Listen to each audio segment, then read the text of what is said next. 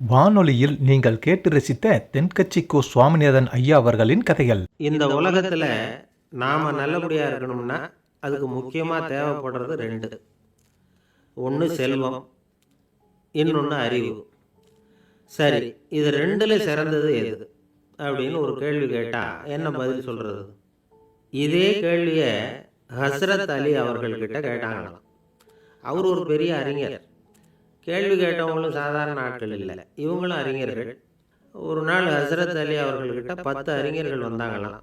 ஐயா, நாங்கள் 10 பேரும் உங்ககிட்ட ஒரே கேள்வியை தான் கேட்க வந்திருக்கிறோம், ஆனால் எங்கள் 10 பேருக்கும் நீங்கள் தனித்தனியாக பதில் சொல்ல முடியுமா அப்படின்னு கேட்டிருக்காங்க.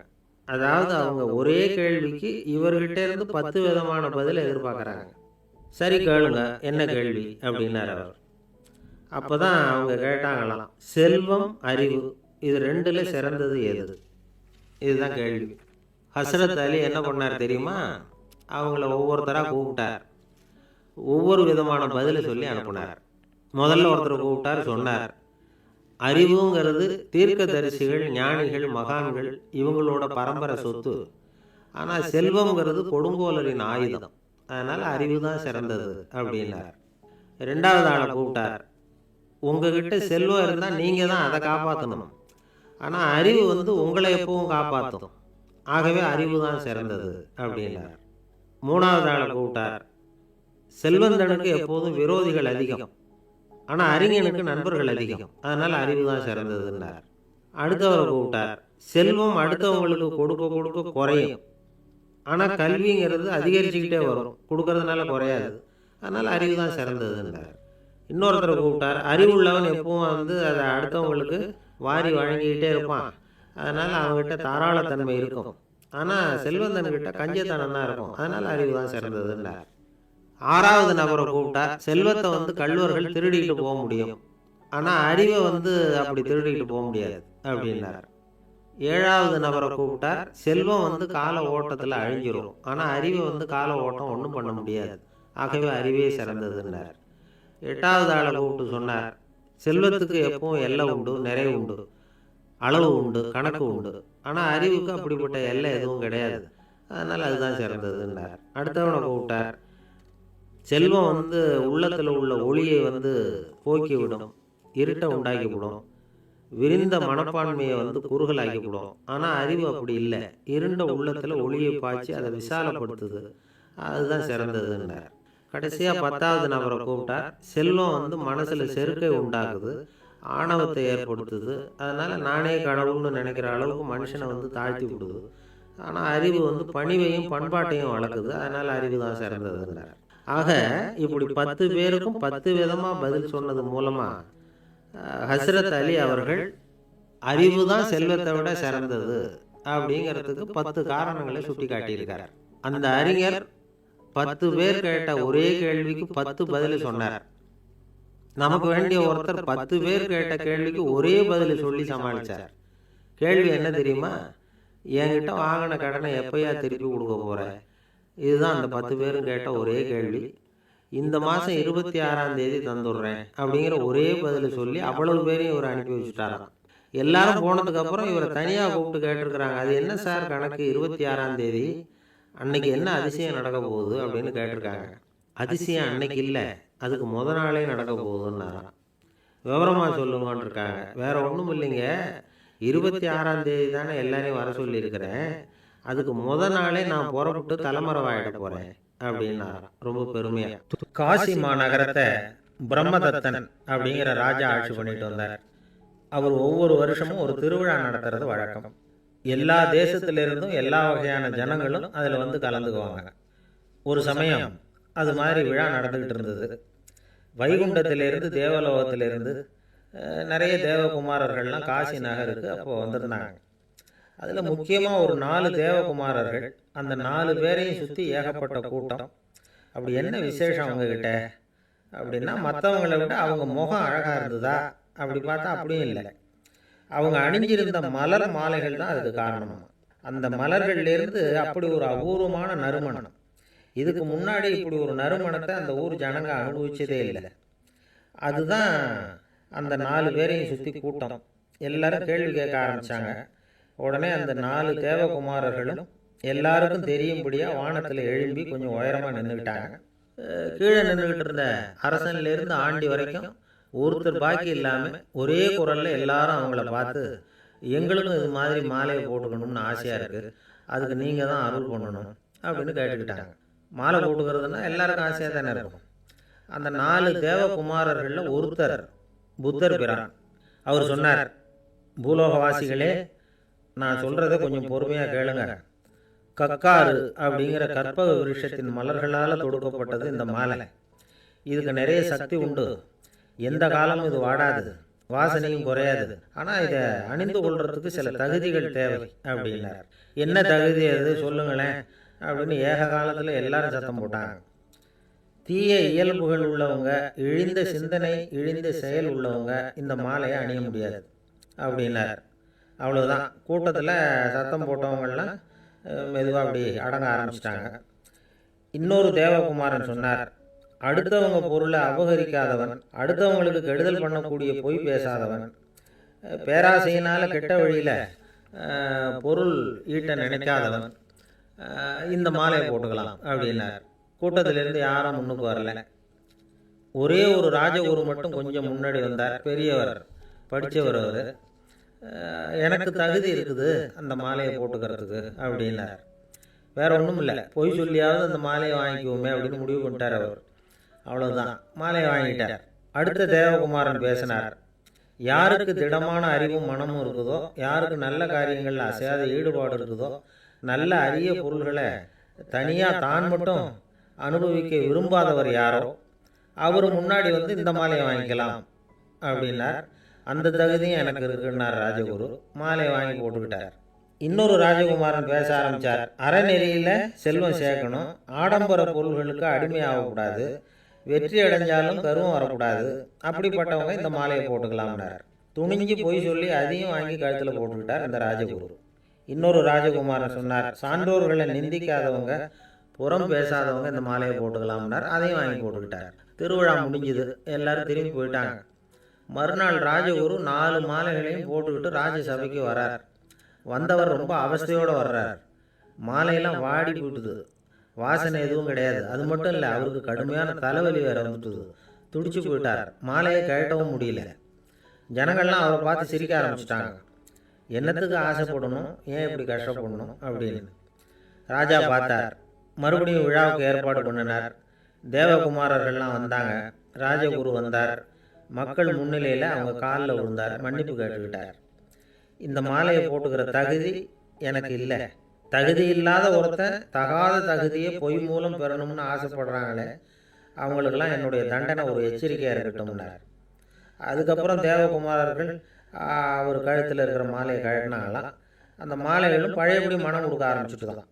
இதுலேருந்து நாம் தெரிஞ்சுக்க வேண்டியது என்னென்னா, நமக்கு தகுதி இல்லாத ஒரு கௌரவம் நம்மக்கிட்ட தானாக வந்தால் கூட அதை தவிர்த்து விடுறது தான் நல்லது. அதுதான் புத்திசாலித்தனம். ஒருத்தர் வந்தார், சார் எங்கள் இலக்கியம் மன்ற விழாவுக்கு நீங்கள் தலைமை தாங்கணும்னார். உடனே இவர் சொன்னார், பேச்சாளர், சார் இலக்கியத்தை பற்றி பேசுகிற தகுதி எனக்கு இல்லையே அப்படின்னார். உடனே அவர் கூப்பிட வந்தவர் சொன்னார், அந்த தகுதி உங்களுக்கு இல்லைங்கிறது எங்களுக்கும் தெரியும் சார், அதனால தான் உங்களை தலைமை தாங்க கூப்பிடுறேன் அப்படின்னார். அது சரி, தலைமைன்னா அதுக்கு இவர் என்னதான் அர்த்தம் பண்ணுறாருன்னு தெரியல. ஒரு ஜென் துறவி, அவருக்கு ரொம்ப வயசாகிட்டுது, கடைசி காலம். நண்பர்களெல்லாம் கூப்பிட்டார். நண்பர்களே, நான் வித்தியாசமான முறையில் சாகணும்னு ஆசைப்படுறேன், அதுக்கு ஏதாவது யோசனை சொல்லுங்களேன் அப்படின்னு கேட்டாராம். நண்பர்கள் சிரித்தாங்க. என்ன பேச்சு பேசுகிறீங்க, சாவறதுங்கிறது என்ன விளையாட்டு கத்தனமான காரியமா அப்படின்னு கேட்டிருக்காங்க. அந்த துறவி கொஞ்ச நேரம் யோசனை பண்ணார். அப்புறம் கேட்டாராம், இது வரைக்கும் யாராவது நடந்துக்கிட்டே இறந்துருக்குறாங்களா அப்படின்னாரா. எல்லாரும் இல்லைன்னாங்களாம். ஒருத்தர் மட்டும் சொல்லியிருக்கார், அப்படியும் ஒருத்தர் இறந்துருக்கிறதாக ஒரு கதையில் படிச்சிருக்கிறேன், ஒரு ஞானியால் தான் அப்படியெல்லாம் செய்ய முடியும் அப்படின்னு அவர் சொன்னாரா. சரி, அப்படின்னா அந்த முறை நமக்கு வேணாம், நின்றுக்கிட்டே யாராவது உயிரை விட்டுருக்காங்களா அப்படின்னு விசாரிச்சாராம். அப்படியும் ஒருத்தர் இறந்துருக்கிறார் அப்படின்னாங்களாம். மறுபடியும் அந்த துறவி யோசனை பண்ணியிருக்கிறார், ஏதாவது வித்தியாசமான முறையில் நாம் போகணும் அப்படிங்கிறது அவருடைய விருப்பம். மனிதன் எப்படி வாழ்கிறானோ அப்படி இறப்பது தான் நல்லது. சரி, யாராவது தலைகீழாக வந்து யோகம் செய்யும் நிலையில் இறந்துருக்குறாங்களா அப்படின்னு விசாரிச்சாராம். நண்பர்கள் சிரித்தாங்க. தலைகீழாக நின்னபடி இறந்ததாக நாங்கள் கேள்விப்பட்டதே இல்லை, அது முடியாத காரியம் அப்படின்னு இருக்காங்க. இப்போ அந்த துறவிக்கு திடீர்னு உற்சாகம் வந்துட்டுது. உடனே எழுந்திரிச்சார், தலைகீழாக நின்னார், அப்படியே உயிரை விட்டுட்டார். அவ்வளோதான். அந்த மடாலயத்தில் ஒரே குழப்பம். எப்படி அவரை கீழே இறக்கி படுக்க வைக்கிறது அப்படின்னு புரியல. இப்படி உயிர் விடுறதை பற்றி அவங்க இது வரைக்கும் கேள்விப்பட்டதும் இல்லை. உண்மையிலேயே வந்து இவர் வந்து இறந்து தான் போனாராங்கிறதும் தெரியல. சோதித்து பார்த்தாங்க. இதய துடிப்பு, நாடி துடிப்பு எல்லாம் நின்று போயிருந்தது. இவர் எப்போவும் இப்படி தான், என்ன பண்ணுறது இப்போ அப்படின்னு சொல்லி எல்லாரும் குழம்பிக்கிட்டு இருக்கிற சமயத்தில் ஒரு பெரிய ஒரு யோசனை சொன்னார். இந்த துறவியோட மூத்த சகோதரி பக்கத்து மடாலயத்தில் இருக்கிறாங்க, அவங்கள இங்கே அழைச்சிட்டு வந்தால் ஏதாவது வழி கிடைக்கும் அப்படின்னார். அந்த அம்மாவுக்கு 90 வயசு. அழைச்சிட்டு வந்தாங்க. ஒரு குச்சியை ஊன்றிக்கிட்டு அப்படியே மெதுவாக நடந்து வந்தாங்க. வந்து தம்பி, தலைகீழாக நின்று உயிர் விட்டு இறக்கிறத பார்த்தாங்க. தம்பின்னு கூப்பிட்டு பார்த்தாங்க, ஒன்றும் காணணும். உடனே என்ன பண்ணாங்க, தன்னுடைய கைத்தடியால் தம்பியோட உடலை ஒரு தட்டு தட்டினாங்க. ஏப்பா, சாகரப்பும் உன்னுடைய குறும்புத்தனத்தை விடலையா? இப்படியாடா சாகிறது, ஒழுங்காக செத்து தொலை அப்படின்னாங்களாம். அவ்வளவுதான். உடனே அந்த துறவி திரும்பி நேராக நின்னார். அக்கா, கோவப்படாத, நான் ஒழுங்காக சாகிறேன், எப்படி செத்தா என்ன, எல்லாம் எனக்கு ஒன்று தான் அப்படின்னு சொல்லிவிட்டு அப்படியே தரையில் படுத்து உயிரை விட்டாராம். அதுக்கப்புறம் அந்த அம்மா கோலை வந்து கையில் எடுத்துக்கிட்டு அப்படியே திரும்பி கூட பார்க்காம அவங்க பாட்டுக்கு விட்டாங்க. மரணத்தை ஒரு விளையாட்டாக ஆக்கிய அந்த துறவிக்கு வாழ்க்கையே ஒரு விளையாட்டாக தான் இருந்திருக்குது. எந்த நோக்கமும் இல்லாமல் செயல்படுறதுன்னா என்னங்கிறதும் அவருக்கு தெரிஞ்சிருக்குது. பயனை எதிர்பார்க்காம பணி செய்து வாழ்ந்து மறைந்த மகான் அவர். தம்முடைய தொழிலை வந்து விளையாட்டு போல செய்ய தெரிஞ்சவருக்கு வாழ்க்கையே ஒரு விளையாட்டாக மாறிவிடும். எல்லாமே விளையாட்டாகி விடுகிற போது மரணமும் விளையாட்டாகி விடும் அப்படிங்கிறது தான் அந்த தத்துவம். ஆனால் அதுக்கு முன்னாடி உங்களுக்குள்ளே இருக்கிற உண்மையான நடிகனை வந்து நீங்கள் அடையாளம் கண்டுபிடிக்கணும். நீங்கள் நடிக்க வேண்டியதே இல்லை, நீங்கள் ஏற்கனவே நடிச்சுக்கிட்டு தான் இருக்கிறீங்க. நீங்கள் இந்த உண்மையை தெரிஞ்சுக்கணும், அவ்வளவுதான். இதுதான் ஞானிகளுடைய கருத்து. நீங்கள் தெருவில் நடந்து போயிட்டு இருக்கிறீங்க, எதிரில் வர்றவர் உங்களை பார்த்து எப்படி இருக்கிறீங்கன்னு கேட்குறார். நல்லா இருக்கிறேங்கிறீங்க. உண்மையிலேயே நாம் நல்லா இருக்க மாட்டோம், ஏதாவது உடம்புல கோளாறு இருக்கும். ஆனால் அப்படி சொல்லுவோம், நல்லா இருக்கிறேன் அப்படின்னு. அது நடிப்பு தானே. உங்களை சந்தித்ததில் ரொம்ப மகிழ்ச்சி அப்படின்னு சொல்கிறோம். உடனே கொஞ்சம் நிதானமாக யோசிச்சு பாருங்கள், உண்மையிலேயே உங்கள் மனசு மகிழ்ச்சி அடைஞ்சுட்டுதா? அது நடிப்பு தானே. வாழ்க்கையை சரியாக புரிஞ்சுக்கிட்டா எல்லாமே நடிப்புங்கிறது புரியும். கல்யாண பத்திரிக்கை அனுப்பியிருந்தேனே, ஏன்டா வரலன்னு கேட்டான் ஒருத்தன். வந்திருந்தேனே அப்படின்னு நானா இவன். டேய், ஏன்டா போய் சொல்கிற, நான் பத்திரிக்கையே உனக்கு அனுப்பலையே அப்படின்ட்டுருக்கான் அவன். அதுக்கு இவன் சொன்னானா, பத்திரிக்கை அனுப்புனேன்னு நீ போய் சொல்கிறப்போ கல்யாணத்துக்கு வந்தேன்னு நான் போய் சொல்லக்கூடாதா அப்படின்னா. ஒரே ஒரு ஊரில் ஒரு ராஜா இருந்தார். அவர் பேரில் மக்களுக்கு ரொம்ப மரியாதை. அவ்வளவு நல்லா ஆட்சி புரிஞ்சுக்கிட்டு வந்தார். அவருக்கு வயசாயிட்டுது. அதனால் ஒரு நாள் அமைச்சரை கூப்பிட்டார். இதை பாருங்கள், எனக்கு வயசாகிட்டுது, அதனால் இந்த அரச பொறுப்பையெல்லாம் நீங்கள் ஏற்றுக்குங்க அப்படின்னார். அதுக்கப்புறம் ராணியை கூப்பிட்டார். வா, நாம் இனிமேல் இங்கே இருக்க வேணாம், காட்டுக்கு போய் தவம் பண்ணலாம் அப்படின்னு கூப்பிட்டார். இந்த செய்தி மக்களுக்கு அறிவிக்கப்பட்டது. மக்கள் உடனே கூட்டம் கூட்டமாக அரண்மனைக்கு வர ஆரம்பிச்சிட்டாங்க. மன்னரை போய் பார்க்குறாங்க. அரசே, தாங்கள் வந்து எங்களுக்கு தந்தை மாதிரி, நீங்கள் காட்டுக்கு கூப்பிட்டா நாங்கள்லாம் இங்கே எப்படி இருக்க முடியும்? எங்களுக்கெல்லாம் எந்த துன்பமும் இல்லாமல் பார்த்துக்கிட்டு வர்றீங்க. இது மாதிரியான ஒரு அரசாட்சி இல்லைன்னா மக்கள் வந்து வாழ்ந்து என்ன பயன் அப்படின்னாங்க.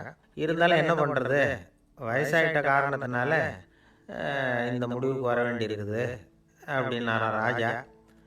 அப்படின்னா நீங்கள் காட்டுக்கு போக வேணாம், நாங்கள் போகிறோம். நாங்கள் அங்கே போய் தவம் பண்ணுறோம், வழிபாடு பண்ணுறோம். கடவுள் வருவார், அவர்கிட்ட வரம் வாங்கிட்டு வந்துடுறோம் அப்படின்னாங்களாம். அப்படி சொல்லிவிட்டு உடனே எல்லாரும் காட்டுக்கு போனாங்க.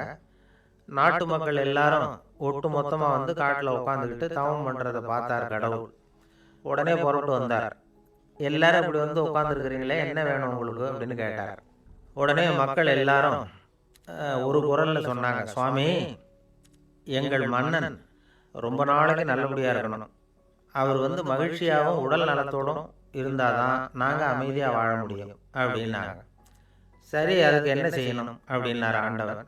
எங்கள் மன்னருக்கு இன்னும் ஒரு 100 வருஷம் ஆயுள கொடுங்க அப்படின்னாங்க.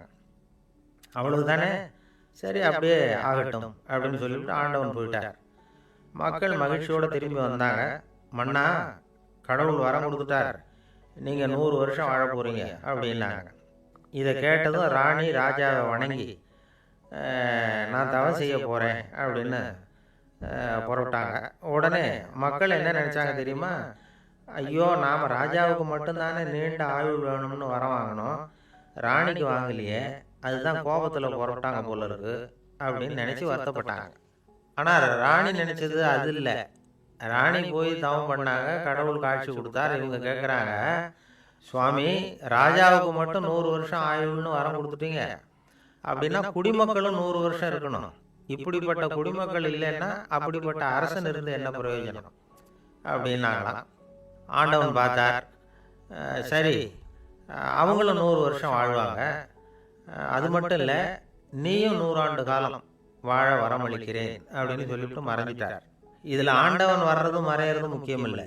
இதில் கவனிக்க வேண்டியது ஆள்கிறவனின் விசால மனம், குடிமக்களின் விசால மனம், ஆள்கிறவன் மனைவியினுடைய விசால மனம். இப்படி ஒரு நாடு இருந்துட்டுதுன்னா எப்படி இருக்கும் வாழ்க்கை நினச்சி பாருங்க. அதனால தான் பெரியவங்கள்லாம் சொல்கிறாங்க, இதய வாசல் திறந்தே இருக்கணும், இதயத்தின் கதவுகளை மூடாதீங்க அப்படின்னு சொல்லுவாங்க. என்கிட்ட ஒருத்தர் சொன்னார், என்னுடைய இதய வாசல் எப்பவும் திறந்தே தான் இருக்குதுன்னார். எதனால் அப்படி சொல்கிறீங்க அப்படின்னு கேட்டோம். டாக்டரே சொல்லிவிட்டார், என்னுடைய இதயத்தில் ஒரு ஓட்டை இருக்குது அப்படின்னு, வாழ்வு சரியில்லையா அப்படிங்கிறார். துருக்மேனியாவில் அஷ்காபாத் அப்படின்னு ஒரு நகரத்தில் ஒரு புவியியல் விஞ்ஞானி இருந்தார். அவர் ஒரு நாய்க்குட்டி வளர்த்தார். ஒரு நாள் முன்னிரவு நேரம் ஒரு மேஜைக்கு முன்னாடி உட்காந்து அந்த விஞ்ஞானி ஏதோ கணக்கு போட்டுக்கிட்டு இருக்கிறார். அவருக்கு ஒரு சின்ன பெண் குழந்தை, அது தொட்டிலில் தூங்கிட்டு இருக்குது. அந்த நாய்க்குட்டியும் ஒரு மூலையில் படுத்து அது பாட்டுக்கு தூங்கிட்டு இருந்தது. ஒரே அமைதி. அந்த நேரத்தில் திடீர்னு அந்த நாய்க்குட்டி துள்ளி எழுந்திரிச்சது, நேராக குழந்தைகிட்ட ஓடிச்சு. அந்த குழந்தைய அது போட்டிருந்த ட்ரெஸ்ஸோடு சேர்த்து கவ்வி தூக்குச்சு. தூக்கிக்கிட்டு வாசல் பக்கம் ஓடிச்சு. நாய்க்குட்டி குழந்தைய கவ்வி தூக்க முடியுமாங்கிற சந்தேகம் உங்களுக்கு இல்லையா? நீங்கள் நம்ம ஊர் நாய்க்குட்டியவே பார்த்து பழக்கப்பட்டிருக்கீங்க, அதனால் நம்புறதுக்கு சிரமமாக இருக்கும். அந்த ஊர்லெலாம் அது ரொம்ப ஸ்ட்ராங்காக இருக்கும், ஒரு ஏதோ கண்ணுக்குட்டி மாதிரி இருக்கும். விஞ்ஞானி அதை பார்த்துட்டார். உடனே அந்த நாய்க்கு வெறி பிடிச்சிட்டுதுன்னு முடிவு பண்ணிவிட்டு தன்னோட கை துப்பாக்கி எடுத்துக்கிட்டு ஓடி வந்தார். அவர் வெளியில் நாய்க்குட்டி எங்கே அப்படின்னு பார்த்து தேடுறார். அந்த நேரத்தில் அந்த வீடு இடிஞ்சு விழுது. காரணம் பூமி அதிர்ச்சி. இப்படி பூமி அதிர்ச்சி உண்டாக போகுதுங்கிறது அந்த நாய்க்குட்டிக்கு முன்னாடியே தெரிஞ்சு போச்சு. அதுதான் குழந்தைய தூக்கிட்டு வெளியில் ஓடி வந்திருக்குது. அது மூலமாக அந்த குடும்பத்தையே காப்பாற்றி இருக்குது அந்த நாய்க்குட்டி. இந்த சம்பவம் நடக்கிறதுக்கு 3 நாளைக்கு முன்னாடியே சில பிராணிகளுக்கு இப்படி நடக்க போகுதுங்கிறது தெரிஞ்சிருக்குதான். ஆமாம், அந்த நகரத்தில் 3 நாளைக்கு முன்னாடியே பாம்பு, பல்லி இதெல்லாம் அது தங்கியிருந்த வலையை விட்டு வெளியில் ஓடி வந்துட்டுது. அதே மாதிரி அங்கே இருந்த புறாவெல்லாம் பறந்து போயிடுச்சான். இதே மாதிரி யுகோஸ்லோவியாவில் கூட ஒரு நகரம், அங்கே ஒரு நாள் ராத்திரி ஒரு மிருக காட்சி சாலையில் திடீர்னு ஒரு பெரிய கலவரம், கூச்சல், குழப்பம். அங்கே இருந்த கழுதை, புலி, யானை, பறவை எல்லாம் கண்ணாபின்னு கத்த ஆரம்பிச்சுட்டுது. நேர் யானை அதுக்குன்னு போடப்பட்டிருந்த தடுப்பையே தாண்டி குதிச்சு வெளியில் வந்துட்டு தான். மறுநாள் தான் எல்லாருக்கும் விஷயம் புரிஞ்சுது. அடுத்த நாள் காலையில் அங்கே பூமி அதிர்ச்சி உண்டாயிடுது. இப்போ பாருங்க, அதாவது மனுஷனை போய் தீர்க்க தரிசி அது இதுன்னு சொல்லிட்டு இருக்கிறோம், இவனை விட அது பரவாயில்லைன்னு தோணுது. அதாவது மிருகங்கள் ஒன்று நடக்க போகுதுங்கிறத முன்னாடியே புரிஞ்சுக்குதே. சரி, இதெல்லாம் எப்படி அது முன்கூட்டி புரிஞ்சுக்குது? அதுதான் படைப்பு ரகசியம். அதை கண்டுபிடிக்கிறதுக்கு தான் மனுஷன் ஆராய்ச்சி பண்ணிகிட்டு இருக்கிறான். விஞ்ஞானிகளோட ஆராய்ச்சியெல்லாம் ஒரு பக்கம் இருக்கட்டும், வீட்டுக்குள்ளேயே சில ஆராய்ச்சி பண்ணி பாருங்களேன். இப்போ சில யோசனை சொல்லி அதை சோதனை பண்ணி பாருங்க அப்படின்னு ஒருத்தர் சொன்னாராம். அதாவது இப்போ மழை வருமா வராதா அப்படின்னு தெரிஞ்சுக்கணுமா, உடனே ஒரு பூனைக்குட்டி பின்னாடியே மெதுவாக போய் அது என்ன செய்யுதுன்னு கவனித்து பார்க்கணும். பூனைக்குட்டி தன்னோட பாதத்தினால சுகத்தில் அப்படி கீறிக்கிட்டு இருக்கும். அப்படி கீறினா கண்டிப்பாக மழை வரும். சில சமயம் பூனைக்குட்டி அப்படி மல்லாந்து படுத்துக்கிட்டு பாதத்தை உயர தூக்கும், அப்படியும் எப்படியும் புரளும். இப்படி செஞ்சதுன்னா அன்னைக்கும் மழை இருக்காது. அதனால் முன்னாடி இருந்தது மழை வர்றதுக்கு அறிகுறி, இது மழை இல்லைங்கிறதுக்கு அறிகுறி. பறவைகள், பிராணிகள் இதுகளோட நடவடிக்கைகளை பார்த்துட்டு அதையெல்லாம் அடிப்படையாக வச்சு தான் காலநிலையை கண்டுபிடிக்கிற கருவிகளை கண்டுபிடிச்சிருக்கிறாங்க. வாத்து இருக்குல்ல, சில சமயம் தன்னோட அழகை தன்னோட இறகுகளில் அப்படியே புதைச்சிக்கும். அப்படி செஞ்சால் குளிர்காலம் வரப்போகுதுன்னு அர்த்தம். பருவநிலை குளிராக மாறப்போகுதுங்கிறதுக்கு இதுதான் அறிகுறி. சிட்டுக்குருவி இருக்குதுல்ல, அதெல்லாம் புழுதியில் உழுந்து புரளும், சிறகுகளை படபடன்னு அடிச்சுக்கும். அப்படி செஞ்சால் மழை வரப்போகுதுன்னு அர்த்தம். ஒன்று மட்டும் நாம் நல்லா தெரிஞ்சுக்கணும், இயற்கையின் சீற்றம்னு சொல்கிறோம் இல்லையா, இயற்கை ஏன் நம்ம மேலே கோவப்படுது? இயற்கையை நாம் அனுசரித்து போகிறதில்ல, அதனால் கோவப்படுது. காடுகளை அழிக்கக்கூடாது, விலங்குகளை கொல்லக்கூடாது, இயற்கை ஏற்படுத்தி வச்சிருக்கிற சமநிலையை கெடுக்கக்கூடாது. அதை புரிஞ்சுக்கிட்டு வாழ்ந்தோம்னா பூமியை நடுங்காது, நாமளும் நடுங்க வேண்டிய அவசியம் இருக்காது. ஒருத்தர் இருந்தார், சாராய கடைக்கு போனாராம், நிறைய சாப்பிட்டார். அப்புறம் சொன்னார், இது ரொம்ப அற்புதமான சரக்கு போல் இருக்குது, உள்ளே போன உடனே இந்த பூமியே நடுங்கிறது மாதிரி இருக்குது எனக்கு அப்படின்னாராம். இதுக்கு கடைக்காரர் சொல்லியிருக்கார், நீங்கள் சாப்பிட்டது வெறும் பச்சை தண்ணி தாங்க, இப்போ ஏற்பட்டிருக்கிறது நிஜம் பூமி அதிர்ச்சி அப்படின்னாராம். அளவுக்கு மிஞ்சினால் அமிர்தமும் நஞ்சு அப்படின்னு சொல்லுவாங்க. அது உண்மைதான். ஒருத்தருக்கு அளவுக்கு மீறிய புகழ் வந்துட்டுதுன்னு வச்சுங்க, அது கூட ஆபத்தாக போயிடுறது உண்டு. பழங்காலத்துல எல்லாம் கிரேக்க தேசத்தில் ஒரு பழக்கம் உண்டாம். அதாவது யாராவது ஒருத்தரை நாடு கடத்தணும்னா அதுக்கு ஒரு வழி உண்டு. அதாவது ஒருத்தர் நாடு கடத்தணும்னு மக்கள் விரும்புகிறாங்கன்னு வச்சுங்களேன், அவர் பேரை ஒரு மண்பாண்ட ஓட்டுச்சில்லில் எழுதி அதை ஒரு குறிப்பிட்ட பொது இடத்துல போட்டுற வேண்டியது, அவ்வளவுதான். இது மாதிரி பல பேர் போட்டுக்கிட்டே இருப்பாங்க, எல்லாம் அப்படியே குவிஞ்சு போயிடும். அந்த ஓட்டாஞ்சில்லு குவியலில் யாருடைய பேர் அதிகமாக இருக்குதோ அந்த நபரை ஒரு 10 ஆண்டுகள் நாடு கடத்தி விடுவாங்க. இது அந்த ஊர் வழக்கமாக. ஒரு நாள் அந்த குவியலுக்கு பக்கத்தில் ஒரு ஆள் நின்றுக்கிட்டு இருக்கிறான். அவன் கையில் ஒரு ஓட்டாஞ்சில் வச்சிருக்கிறான். அதில் யாரோட பேரையோ எழுதணும், எழுதி அந்த இடத்துல போடணுங்கிறது அவன் ஆசை. ஆனால் அவன் படிக்காதவன், அதனால் எழுத தெரியல. யாராவது அந்த வழியாக வர்றாங்களான்னு பார்த்துக்கிட்டே நின்றுக்கிட்டு இருந்தான். ஒரு பெரியவர் வந்துக்கிட்டு இருந்தார். அவர்கிட்ட ஓடினான், கையில் இருந்த மண்பாண்ட சில்லை கொடுத்தான். ஐயா, இதில் ஒரு பேர் எழுதி கொடுங்களேன்னா அந்த பெரியவர் அதை வாங்கி கையில் வச்சுக்கிட்டு, என்ன பேர் எழுதுன்னு சொல்லு அப்படின்னா இவன் சொன்னான், அரிஸ்டைடிஸ் அப்படின்னு எழுதுங்க அப்படின்னா. இதை கேட்டதும் அந்த பெரியவருக்கு அதிர்ச்சி. ஏன்னா அவர் தான் அரிஸ்டைடிஸ், தத்துவ மேதை அரிஸ்டைடிஸ் அவர். இருந்தாலும் நான் தான் அதுங்கிறத காட்டிக்காம அந்த ஆளுகிட்ட கேட்டார், அது சரிப்பா, அரிஸ்டைடிஸ்ங்கிற பேரை எழுத சொல்ற, அவர் உனக்கு என்ன கெடுதல் பண்ணார், அவர் பேரை இதில் எழுத சொல்றிய அப்படின்னு கேட்டிருக்கார். அதுக்கு இவன் சொன்னானா, அவர் எனக்கு எந்த கெடுதலும் பண்ணல, அவரை நான் பார்த்தது கூட இல்லை அப்படின்னு இருக்கான். அப்புறம் எதுக்காக அவரை நாடு கடத்தணும்னு நீ ஆசைப்படுற அப்படின்னு கேட்டிருக்கார். இப்போ அந்த ஆள் சொல்கிறான், அரிஸ்டைடிஸை பற்றி எல்லாரும் பேசுகிறாங்க, அவர் ரொம்ப நல்லவர், அவர் ஒரு பெரிய அறிவாளிங்கிறாங்க, அவர் ஒரு பெரிய வள்ளல், பேரறிஞர், இப்படி எல்லாரும் சொல்கிறத கேட்டு கேட்டு எனக்கு ரொம்ப அழுத்து போயிட்டுது, அதனால தான் வெறுப்பாயிட்டேன் அப்படின்னு நான். இதிலேருந்து என்ன தெரியுது, நாம் நல்லவனாக இருக்கிறதுல ஒன்றும் இடைஞ்சல் இல்லை. ஆனால் நம்மளை நல்லவன் நல்லவன் எல்லாரும் சொல்ல ஆரம்பிச்சிட்டாங்கன்னு வச்சுக்கோங்க, அப்போ இடைஞ்சல் ஆரம்பம்னு அர்த்தம். எதுவுமே அளவுக்கு மிஞ்சி போகாமல் பார்த்துக்க வேண்டியது ரொம்ப அவசியம். அளவுக்கு அதிகமாக ஆசைப்படாதவங்களில் ஆபிரகாம் லிங்கன் ஒருத்தரான். அவர் ஒரு தடவை தன்னுடைய நண்பர்கள்கிட்ட பேசிக்கிட்டு இருந்தாராம். ஒருத்தர் கேட்டிருக்கார், ஒரு மனுஷனுக்கு கால்கள் எவ்வளோ உயரம் இருக்கணும் அப்படின்னு கேட்டாராம். இதுக்கு ஆபிரகாம் லிங்கன் சொன்னாராம், அது என்ன, இடுப்புலேருந்து தரையை தொடுற அளவுக்கு உயரம் இருந்தால் போதும் அப்படின்னாராம். பக்தின்னு சொல்கிறோம் இல்லையா, அது 3 வகைப்படும் அப்படிங்கிறார் ஒரு பெரியவர். அது என்ன 3 வகைன்னா, தெய்வ பக்தி, அடியார்கள் பக்தி, குரு பக்தி. அடியார் பக்தியை விட தெய்வ பக்தியை விட குரு பக்தி தான் ரொம்பவும் சிறந்ததுங்கிறார் அவர். தெய்வத்துக்கிட்ட செஞ்ச பாவம் குருநாதர்கிட்ட தீர்ந்துருமா, குருநாதர்கிட்ட செஞ்ச பாவம் தெய்வத்துக்கிட்ட போனாலும் தீராதான். இப்படி பெரியவங்களாம் சொல்லி வச்சிருக்கிறாங்க. ஒரு காடு, அங்கே அயோத தௌமியர் அப்படின்னு ஒரு தபோதனர், அவர் பல மாணவர்களை ஒன்றா சேர்த்து ஒரு குருகுலம் நடத்திக்கிட்டு இருக்கிறார். பல தரப்பட்டவங்க பல திறப்பட்டவங்க மாணவர்கள் அதில் சேர்ந்து படிச்சுக்கிட்டு இருக்கிறாங்க. பாஞ்சால ராஜகுமாரன் ஒருத்தனும் அந்த குருகுலத்தில் சேர்ந்து படிச்சுக்கிட்டு இருக்கிறான். அவன் பேர் ஆருணி. பெரிய இடத்துக்குள்ள இருந்தாலும் படுப்பில் ரொம்ப கெட்டிக்காரனானா அவன் தான் அங்கே முதல் மாணவன். ஒரு நாள் குருநாதர் அந்த அரசகுமாரனை கூப்பிட்டார். நம்ம குருகுலத்துக்கு சொந்தமான வயலில் தண்ணீர் பெருகி வெள்ளம் பயிரை அழிக்குதான், அதனால் நீ போய் மடையை அடைச்சிட்டு வந்துடும் அப்படின்னார். அந்த அரசகுமாரன் உடனே புறப்பட்டான். குருநாதர் சொல்லிட்டார்ல, உடனே புறப்பட்டான். நான் பெரிய இடத்து பிள்ளையாச்சே, ராஜகுமாரனாச்சே, ரொம்ப செல்வாக்கோடு வளர்ந்தவனாச்சே, நான் போய் வயலில் இறங்கி வேலை செய்கிறதா அப்படின்னுலாம் அவன் நினைக்கல. குருநாதர் கட்டளையை நிறைவேற்ற வேண்டியது நம்ம கடமை அப்படின்னு நினச்சான்.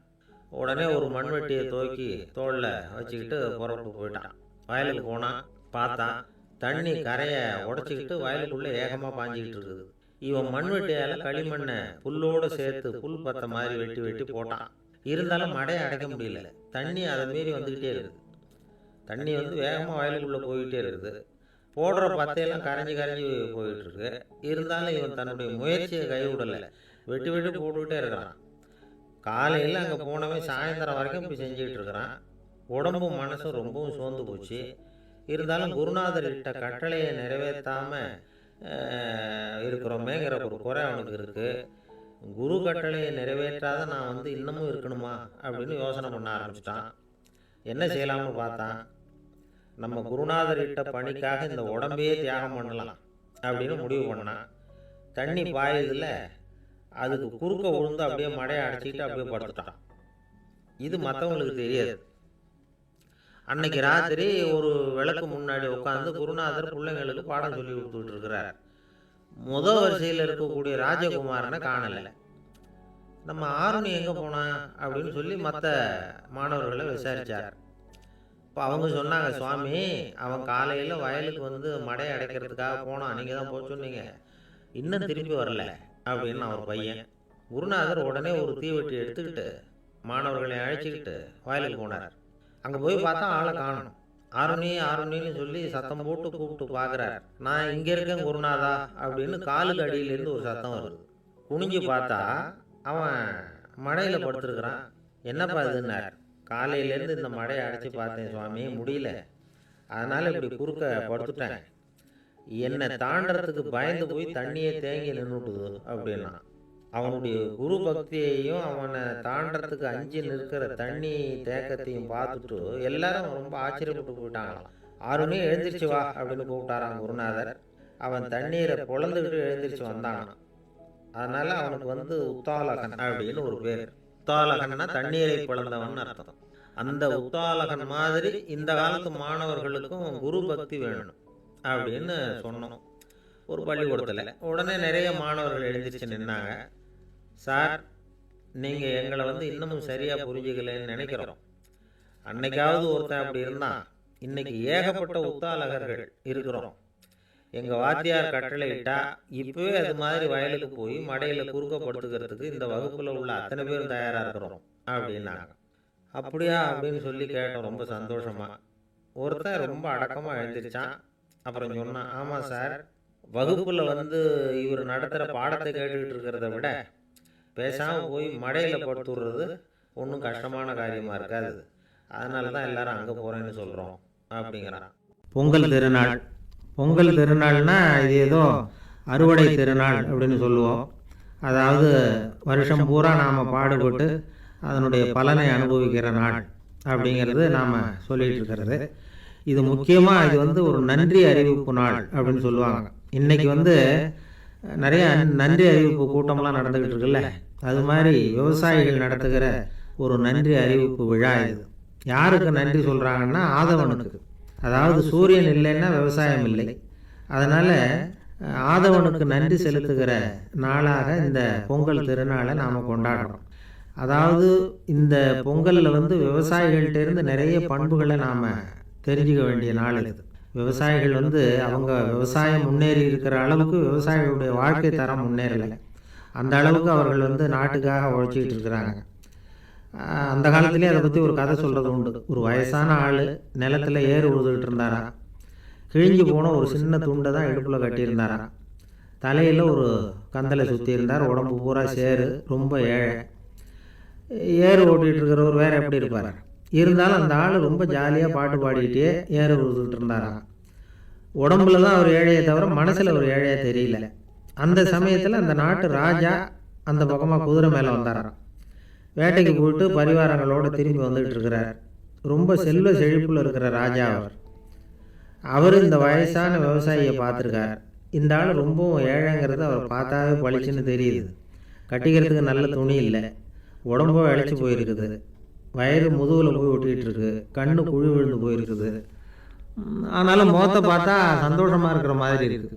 இவ்வளவு உற்சாகமாக பாடிக்கிட்டு இருக்கிறாரு அப்படின்னு ஆச்சரியமாக நினச்சி பார்த்தார் அந்த ராஜா. சரி, அவர்கிட்ட கொஞ்சம் பேச்சு கொடுத்து பார்க்கலாம் அப்படின்னு முடிவு பண்ணார். ஐயா பெரியவரே, இப்படி கொஞ்சம் வர முடியுமான்னாராம். பொழுது போகிறதுக்குள்ளே நான் இந்த வயல் பூரா உழவு ஓட்டி ஆகணும், அதனால் பேசுகிறதுக்கு நேரம் இல்லை அப்படின்னாராம் அந்த பெரியவர்.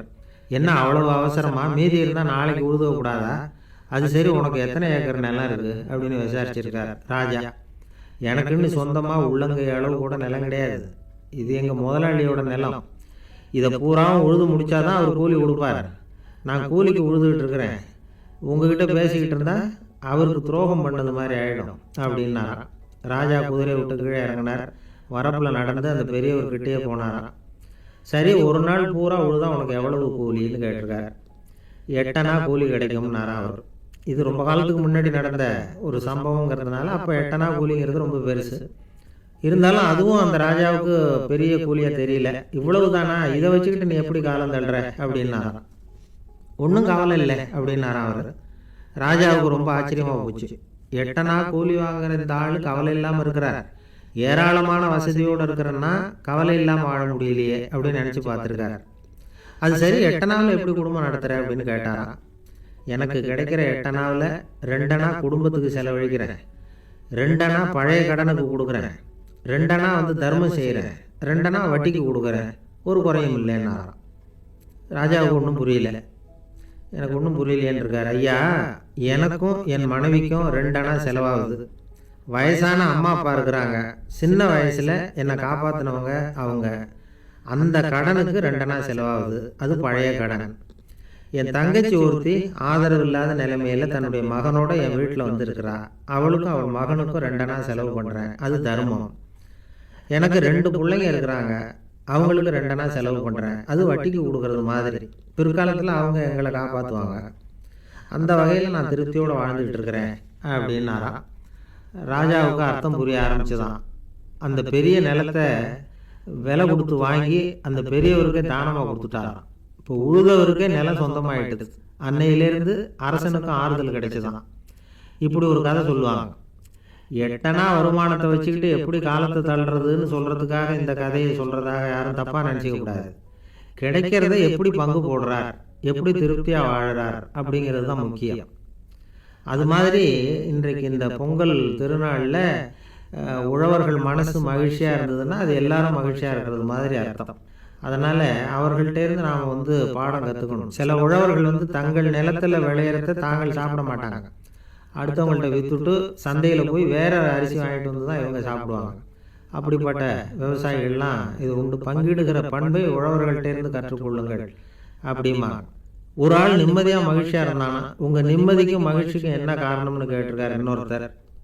என்கிட்ட இருந்தது பூராவையும் என் பிள்ளைங்களுக்கு சமமாக பங்கு போட்டு கொடுத்துட்டேன், எனக்குன்னு எதுவுமே வச்சுக்கல, அதுதான் நிம்மதிக்கு காரணம்ன்றான். உங்ககிட்ட இருந்தது எவ்வளவு இருந்தது அப்படின்னு கேட்டிருக்காரு அவர். மொத்தமாக ஒரு 50,000 ரூபா இருக்கும் அப்படின்னு இருக்கான். அவ்வளவும் பணமாகவே இருந்ததா அப்படின்னு கேட்டிருக்காங்க அவங்க. இல்லைங்க, அவ்வளவும் கடன், அதை தான் பிரித்து கொடுத்துருக்கேன் பிள்ளைங்க கிட்ட அப்படின்னு நானும். அவன் எது ரொம்பவும் கஷ்டமான காரியம் அப்படின்னு கேட்டார் ஒருத்தர். ஒருத்தருக்கு ஒருத்தர் சண்டை போடாமல் இருக்கிறது தான் ரொம்ப கஷ்டமான காரியம் அப்படின்னு தோணுது. ஒரு நாட்டுக்கும் இன்னொரு நாட்டுக்கும் சண்டை, நாட்டுக்குள்ளேயே ஒரு குரூப்புக்கும் இன்னொரு குரூப்புக்கும் சண்டை. ஏன் சண்டை போட்டுக்கிறீங்கன்னு கேட்டு பாருங்கள். நாங்கள் சமாதானத்துக்காக தான் சண்டை போட்டுக்கிறோம் அப்படிம்பாங்க. வாழறதுக்காக பிறந்த மனுஷன் லட்சியத்துக்காக உயிரை விட தயார் அப்படின்னு சொல்லிகிட்டு இருப்பான். அப்படி உயிரை விடுறவங்கள நாமளும் பாராட்டுவோம். ஆனால் ஒன்றுமில்லாத விஷயங்களுக்கெல்லாம் சண்டை போடுறவங்களெல்லாம் அப்படிப்பட்டவங்களையும் சரி உயிரை விடுறவங்களையும் சரி என்னென்னு சொல்கிறது, யுத்தங்களாலேயும் சண்டைகளாலேயும் நாம் அடையிறது என்னங்கிறது ஒரு பக்கம் இருக்கட்டும், இழக்கிறது என்ன தெரியுமா? ஏராளமான உயிர்கள். ரத்தம் சிந்துறதுக்கு நான் தயார் அப்படின்னு மார்தட்டி சொல்லலாம். ஆனால் ரத்தம் சிந்துனா உயிர் காத்துக்கிட்டு இருக்க தயார் இல்லை. அதாவது உயிர் நமக்காக காத்துக்கிட்டு இருக்க தயார் இல்லை. இழக்கிற ரத்தத்தை ஈடுகட்டினா தான் உயிரை காப்பாற்ற முடியும். அதனால் இது சம்மந்தமாக ஆராய்ச்சி செய்கிற கட்டாயம் ஏற்பட்டு போச்சு. அதோட விளைவாக புதுசாக ஒன்று கண்டுபிடிச்சிருக்கிறாங்க. அதுதான் செயற்கை ரத்த பொடி. இப்போ இந்த திடீர் சாம்பார் பொடி, திடீர் ரசப்பொடி, திடீர் காப்பி பொடி இப்படிலாம் சொல்கிறோம்ல, அது மாதிரி இது திடீர் ரத்த பொடி. இஸ்ரேல் ஒரு சின்ன நாடு, மக்கள் தொகை குறைச்சல், அதோட போர்கள் வேறு. அதனால் காயம்பட்டவங்களை காப்பாற்றியே தீர வேண்டிய கட்டாயம். காப்பாற்றணும்னா ரத்த இழப்பை தடுக்கணும். அப்படின்னா உடனடியாக புது ரத்தம் செலுத்தி ஆகணும். திடீர்னு ரத்தம் வேணும்னா எங்கே போகிறது? அதுவும் கிடைக்கிற ரத்தம் சேர்கிற குரூப்பாக இருக்கணும். ஒரு வேடிக்கை பார்த்தீங்கன்னா, நான் வேறு குரூப்பு நீ வேறு குரூப்புன்னு இவன் சண்டை போடுறான். இதில் அடிபட்டவனுக்கு ரத்தம் கொடுக்க போனால் அதுலேயும் அது வேறு வேறு குரூப்பாக இருக்குது. அது ரத்தமும் வேறு வேறு குரூப்புன்னு சொல்லிகிட்டு இருக்குது. எந்த குரூப்பு ரத்தம் வேணும், அது உடனடியாக கிடைக்கலன்னா என்ன பண்ணுறது? இப்படிப்பட்ட கஷ்டம்லாம் நமக்கு வந்துடுது. இதுக்காக தான் விஞ்ஞானிகள் இந்த ரத்த பொடியை கண்டுபிடிச்சிருக்கிறாங்க. அதாவது ஒரு ஆள் அடிபட்டு போட்டான்னு வச்சுங்களேன், அவனுக்கு ரத்தம் கிடைக்கல, உடனே என்ன பண்ணலாம்? இந்த சுத்தப்படுத்தப்பட்ட தண்ணீரை கொஞ்சம் எடுத்துக்க வேண்டியது, அதில் இந்த ரத்த பொடியை கரைக்க வேண்டியது. இப்போ இந்த செயற்கை ரத்தம் வந்து தயாராகிட்டுது. இதை அந்த ஆள் உடம்புல ஏற்றி விட்ற வேண்டியது. இயற்கையாக நம்ம உடம்புல இருக்கிற ரத்தம் என்னென்ன வேலை செய்யுதோ அதே வேலையை இதுவும் செய்யும். அதாவது ஆக்சிஜனை உடம்புல எல்லா இடத்துக்கும் எடுத்துகிட்டு போகுது. அந்த வேலையை இந்த செயற்கை ரத்தமும் செஞ்சுடுது. ஆனால் ஒரு விஷயம், இந்த செயற்கை ரத்தம் ஒரு அவசரத்துக்கு தான் உபயோகப்படுத்தலாம், ஒரு முதல் உதவி மாதிரி. அதை அப்படியே நிரந்தரமாக விட்டுற முடியாது. பின்னாடி வந்து தேவையான குரூப்பு உண்மையான ரத்தம் கிடைச்ச உடனே அதை செலுத்திக்கணும். உண்மையான ரத்தத்தை 20லேருந்து 40 நாள் வரைக்கும் தான் பாதுகாக்க முடியும். அதுவும் குளிர்பதன பெட்டியில். அதுக்குள்ளே உபயோகப்படுத்தலைன்னா அது வீணாக போயிடும். இந்த ரத்த பொடி அப்படி இல்லை, எவ்வளோ நாள் வேணும்னாலும் அப்படியே வச்சுருக்கலாம். குளிர்பதன பெட்டியும் தேவையில்லை. ஆனால் ஒன்று, இது தண்ணியில் கலந்து செயற்கை ரத்தமாக ஆக்கிவிட்டா அதோட வலு 72 மணி நேரம் தான். அதாவது 3 நாள். அதுக்குள்ளே அந்த ஆசாமியை எங்கேயாவது ஆஸ்பத்திரிக்கு தூக்கிட்டு போய் உண்மையான ரத்தத்தை கொடுத்துடணும். சண்டையில் அடிபடுறவங்க, சாலை விபத்தில் அடிபடுறவங்க, இவங்களுக்கெல்லாம் அவசரத்துக்கு கை கொடுத்து உதவுறது இந்த செயற்கை ரத்த பொடி. அதுக்கப்புறம் நாம் கொடுக்குற ரத்தம் தான் அவங்கள காப்பாற்றணும். இன்றைக்கி வந்து ரத்தத்தை தானமாக கொடுக்க தயாராக இருக்கிற நல்ல உள்ளங்கள் ஏராளம். எவ்வளவு ஆக்சிடெண்ட்டு, ஆப்ரேஷன், இதில் சம்மந்தப்பட்டவங்களை வந்து காப்பாற்றுறது நாம் தானமாக கொடுக்குற ரத்தம் தானே. ஒரு ஆக்சிடெண்ட்டு, ஒரு ஸ்கூட்டர் ஒரு ஆள் மேலே மோதி விட்டுது, பார்த்து வரக்கூடாதா அப்படின்னா அந்த ஆள், நீ தான் பார்த்து நடக்கணும், ஏன்னா 20 வருஷமாக நான் அந்த ஸ்கூட்டரை ஓட்டிக்கிட்டு இருக்கிறேன் அப்படின்னு நான் இவன். இதுக்கு அவன் சொன்னான், நீ தான் பார்த்து ஓட்டணும், ஏன்னா 40 வருஷமாக நான் இப்படி நடந்துக்கிட்டு இருக்கிறேன் அப்படின்னு நான். ஒரு ஊரில் ஒரு ராஜா இருந்தார். அந்த ராஜாவுக்கு ஒரு மந்திரி. ராஜா ரொம்ப நியாயமானவர், நேர்மையானவர், கண்டிப்பானவர். தப்பு செய்கிறது யாராக இருந்தாலும் தண்டனை கொடுப்பார். வேண்டியவங்களுக்கு ஒரு நியாயம், வேண்டாதவங்களுக்கு ஒரு நியாயங்கிறதெல்லாம் அவர்கிட்ட கிடையாது. ஒரு சமயம் அரசவையில் அந்த அமைச்சரே வந்து விதிமுறைகளுக்கு புறம்பா ஏதோ நடந்துகிட்டு இருக்கார்.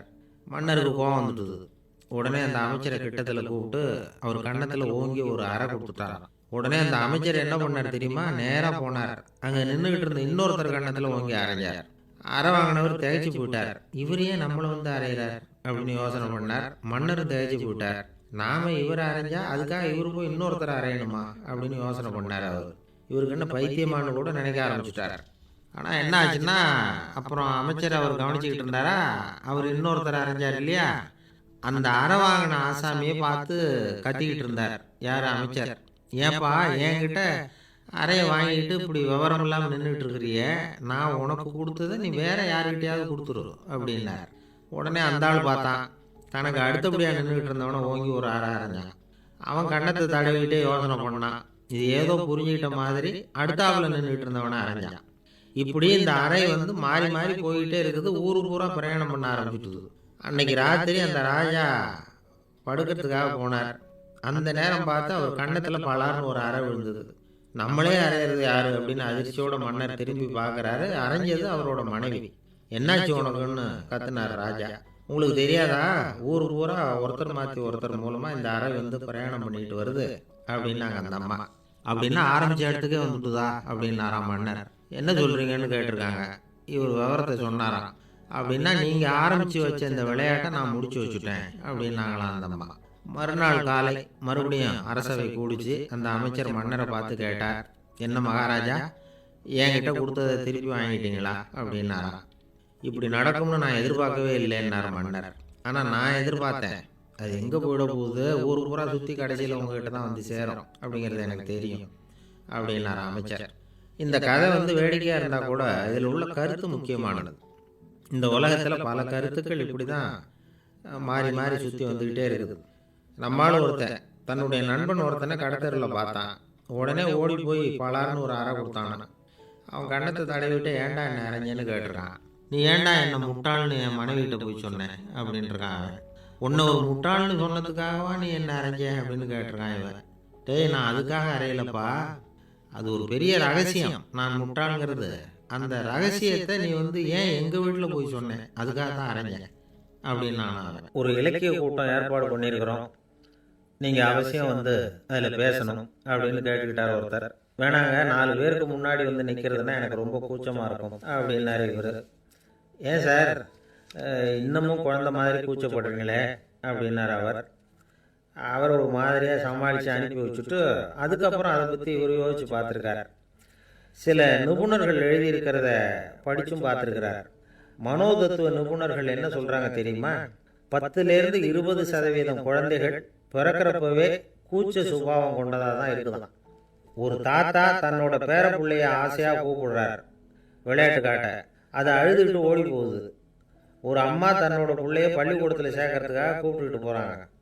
அந்த புள்ள அம்மாவோட முந்தானையில் ஒளிஞ்சிக்கிட்டு வெளில வரமாட்டேங்குது. இவங்களெல்லாம் எப்படி சமாளிக்கிறது? குழந்தைகளோட கூச்ச சுபாவத்தை போக்குறது எப்படி? இதுக்கு நிபுணர்கள் சில யோசனைகளை சொல்லியிருக்கிறாங்க.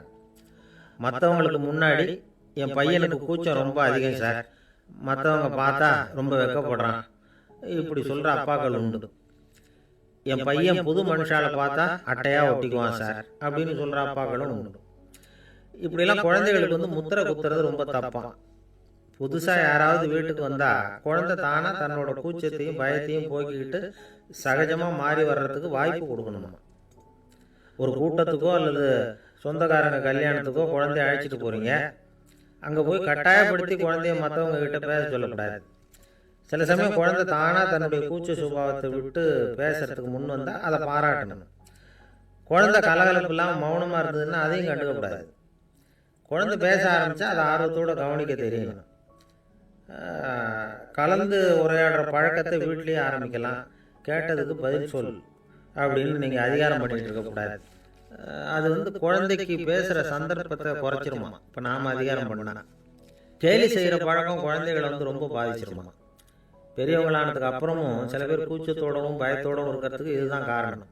சின்ன வயசில் அவங்கெல்லாம் ஏதாவது கேலிக்கு ஆளாகி இருப்பாங்க. 2வது குழந்தை மூத்த குழந்தைய கேலிக்கு ஆளாகிற சந்தர்ப்பங்களை கண்டு கேலி பண்ணினா அது இளம் நெஞ்சங்களை விட்டு நீங்கிறதே இல்லையா. எப்பவும் குழந்தையோட நடை உடை பாவனைகளை பற்றி சொல்லிக்கிட்டே இருக்கக்கூடாதான். அதுவே கூச்ச சுபாவத்தை கொண்டுட்டு வந்துடுமா. அப்பா எங்கன்னு யாராவது கேட்டால் இது மாதிரி இந்த காரியத்துக்காக வெளியில் போயிருக்கார், இத்தனை மணிக்கு திரும்பி வருவார் அப்படின்னு சொல்கிற அளவுக்கு குழந்தைகளை பழக்கப்படுத்தி வைக்கணும். ஃபோன்லேயே யாராவது விசாரித்தா கூட இது மாதிரி பதில் சொல்லு அப்படின்னு சொல்லணும். சின்ன சின்ன மீட்டிங்கில் 4 வார்த்தை பேச தயார் பண்ணலாம். ஒரு கடையிலையோ அல்லது ஹோட்டல்லையோ ஏதாவது விவரம் கேட்கணும்னா உங்கள் குழந்தைய தைரியமாக அனுப்புங்க. குழந்தைகள் பணிவாகவும் பொறுமையாகவும் விவரம் கேட்குறப்போ கூச்ச சுபாவம் தானாக போயிடும். சின்ன வயசுலேயே இப்படிலாம் பழக்கப்படுத்தினா தான் வருங்காலத்தில் தைரியமாக இந்த சமுதாயத்தில் வாழ முடியும். இல்லைன்னா 60 வயசுலேயும் அடுப்பங்கரையை விட்டு வெளில வர்றதுக்கு கூச்சப்பட்டுக்கிட்டு தான் இருக்க வேண்டியிருக்கும். இந்த காலத்து பிள்ளைங்க எவ்வளவோ பரவாயில்ல, எதுக்கும் தயங்குறதில்ல, கூச்சப்படுறதில்ல. ஒரு அம்மா அடுப்பங்கரையிலேருந்து சத்தம் போட்டாங்க, டேய் ராமு, தயவு பண்ணி அந்த டிவியை நிறுத்துறா, அந்த பெண்ணோட குரல் மகா மோசம், அடுப்பங்கரையில் இருக்கிற என்னாலேயே அதை சகிச்சிக்க முடியல அப்படின்னாங்களாம். உடனே பையன் கொஞ்சம் கூட தயங்காமல் பதில் சொல்கிறான், அம்மா இந்த குரல் டிவியிலேருந்து வரல, எதிர்த்த விட்டு மாமி தான் இங்கே வந்திருக்கிறாங்க, அவங்க தான் இப்போ என்னோட பேசிக்கிட்டு இருக்கிறாங்க அப்படின்னா. ஒரு பெரிய பியானோ கலைஞர் வியன்னாவில் இருந்தார். ரொம்ப புகழ்பெற்ற இசை கலைஞர் அவர். இங்கிலாந்து மகாராணி விக்டோரியா அவருடைய சங்கீதத்தை கேட்கணும்னு ஆசைப்பட்டாங்க. அவரை அரண்மனைக்கு கூப்பிட்டாங்களாம். பியானோ வாசிக்க சொல்லி கேட்டாங்களாம். இவரும் ரொம்ப பிரமாதமாக வாய்ச்சி காட்டியிருக்கார். உடனே பாராட்டி பரிசுகள்லாம் கொடுத்து அனுப்புனாங்களாம். அந்த இசையை கேட்குறதுல அரசிக்கு ரொம்பவும் ஆர்வம் உண்டு. அதனால் அதுக்கப்புறமும் அந்த கலைஞர் அடிக்கடி அரண்மனைக்கு வர வேண்டிய அவசியம் ஏற்பட்டது. ஏன்னா அரசி கூப்பிட ஆரம்பித்தாங்க. இவர் போகணும், அங்கே இசை நிகழ்ச்சி நடத்தணும். இவர் அங்கே பாடி வாசிக்கிறது உண்டு. ஒரு தடவை மகாராணி அவரை பார்த்து உங்கள் நாட்டு தேசிய கீதம் பாடுங்களேன் அப்படின்னு கேட்டாங்களாம். உடனே அவர் தன்னுடைய நாடான ஆஸ்திரியாவின் தேசிய கீதத்தை பாடியிருக்கிறார். அவர் பாட ஆரம்பித்த உடனே மகாராணி எழுந்திருச்சு நின்னாங்களாம். அதுக்கு மரியாதை செலுத்துகிற நோக்கத்தோடு பாட்டு முடிகிற வரைக்கும் அப்படியே நின்றுக்கிட்டு இருந்தாங்களாம். இதுதான் அந்த அரசியினுடைய பெருந்தன்மை. அதாவது நாட்டுப்பற்றுங்கிறது அந்த அளவுக்கு அப்படி இருக்கணும். இப்படி ஒரு அரசியே நம்ம நாட்டு தேசிய கீதத்துக்கு எழுந்திருச்சு நின்று மரியாதை செலுத்துகிறாங்க அப்படிங்கிறத புரிஞ்சிக்கும் பொழுது அந்த முதிய கலைஞரின் மகிழ்ச்சிக்கு அளவே இல்லையா. அதுக்கப்புறம் அந்த பியானோ கலைஞர் ஒரு நாள் தன்னுடைய நண்பர் ஒருத்தர்கிட்ட பேசிக்கிட்டு இருந்தாராம். அப்போ சொன்னாராம், மகாராணியார் எனக்கு எவ்வளவோ பரிசுகள்லாம் கொடுத்துருக்குறாங்க. ஒரு தடவை எனக்கு வைரக்கல் பதித்த அணி ஒன்றை கூட பரிசாக கொடுத்தாங்க. ஆனால் அதை விட உயர்ந்த விலை மதிக்க முடியாத அணி என்ன தெரியுமா? நான் என்னுடைய நாட்டு தேசிய கீதத்தை நான் பாடுறப்போ அவங்க எழுந்திருச்சு நின்று மரியாதை செலுத்தினாங்களே, அதுதான் எனக்கு கிடைச்ச மிகப்பெரிய பரிசு அப்படின்னாராம். எனக்கு தெரிஞ்ச சங்கீத வித்வான் ஒருத்தர் இருக்கார். சமீபத்தில் ஒரு நாள் அவரை பார்த்தேன். எப்படி போயிட்டுருக்கு உங்கள் தொழில் அப்படின்னு கேட்டேன். ரொம்பவும் வித்தியாசமாக போயிட்டுருக்குங்க அப்படின்னார். என்ன சொல்கிறீங்க அப்படின்னேன். முன்னாடியெல்லாம் நான் பாடினா எதிரில் இருக்கிறவங்க தான் எழுந்திரிச்சு போயிட்டு இருந்தாங்க. இப்போ எப்படின்னா நான் பாட ஆரம்பிச்சுட்டா உடனே பக்கவாத்தியக்காரனே எழுந்திரிச்சு போடுறான் அப்படின்னார் ரொம்ப வேதனையோட.